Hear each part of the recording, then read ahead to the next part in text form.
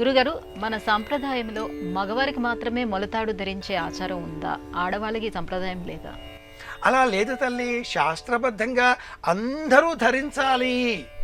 అయితే క్రమేణా సమాజంలో పురుషాధిక్యత పెరిగిపోవడం వలన మగవారికి మాత్రమే అదేదో మగ అన్న శబ్దం, మొలనూలు అన్న శబ్దం పక్క పక్కన తోచడంతో శాస్త్రంలో ఉండే అంశం కాస్త ఆచారంలో పక్కదారి మళ్ళింది.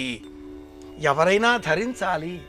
శారీరకపరమైన ఇబ్బందులు కలగకుండా, కిడ్నీ సంబంధిత వ్యాధులు రాకుండా, ఇక ఇతర సంబంధంగా అంటే లోన ఉండేటటువంటి జీర్ణావయవ వ్యవస్థలు కానీ, ఇతర సంబంధంగా ఉండేటటువంటి శరీర అంగాదులు భాగాదులకు కానీ ఏ రోగ బాధలు కలగకుండా శరీరాన్ని దైవ భాగం రాక్షస భాగం అని విభజించేటటువంటి రీతిలో మొలనూలు ఉండాలి. దానినే మొలత్రాడు అని మనం చెప్పుకుంటూ ఉంటున్నాం.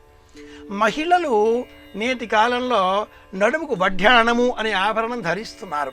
నిజానికి బిగగట్టి ఉండేటటువంటి ఆభరణం అది. ఒకనాటి కాలంలో ఏదైనా కార్యక్రమం చెయ్యాలి అంటే నడుము బిగించాడు అనే మాట కవులు కూడా వాడేటటువంటి వారు.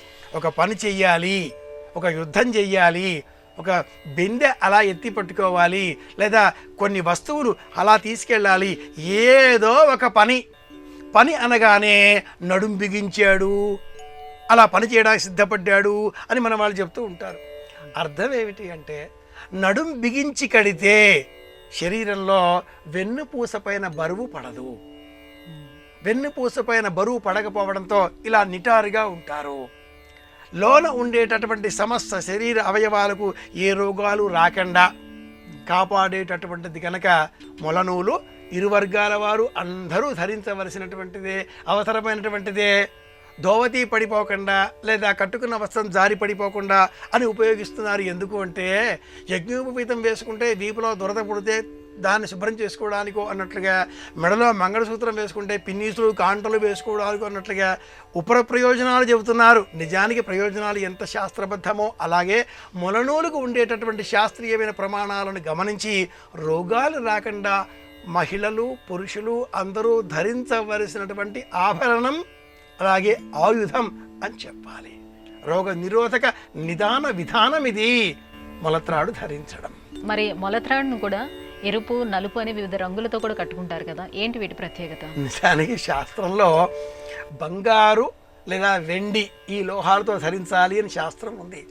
చేత వెన్న ముద్ద చెంగలువ అన్న పద్యం మనం జ్ఞాపకం తెచ్చుకుంటే, చిన్ననాటి పాట లల్లబి అని చెప్తాం కదా, అది జ్ఞాపకం తెచ్చుకుంటే బంగారు మొలతాడు పట్టు దట్టి అని విన్నాంగా. ఆ చిన్నారి కృష్ణుడు బంగారు మొలత్రాడు ధరించినవాడు. ఆ పైన పట్టు వస్త్రాన్ని దట్టి వలె బిగించి కట్టుకుని అలంకరింపజేసుకున్న అనంతరం కృష్ణుడు దోగాడుతూ మనకి చేత వెన్న ముద్ద చెంగలువ పూదండ ఇలా దర్శనమిస్తాడు. కాబట్టి ధరించవలసిన ఆ మొలనూలు మొలత్రాడు వెండి లేక బంగారం ఈ లోహాలతో చేయబడినది అయి ఉండేవి.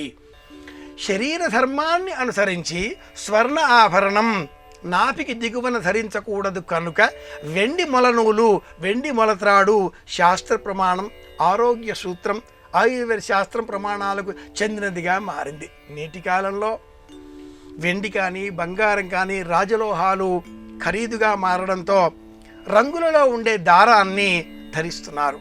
పూర్వకాలంలో నూలు లేదా జనపతో నేసినటువంటి తాడు ధరించేటటువంటి వారు.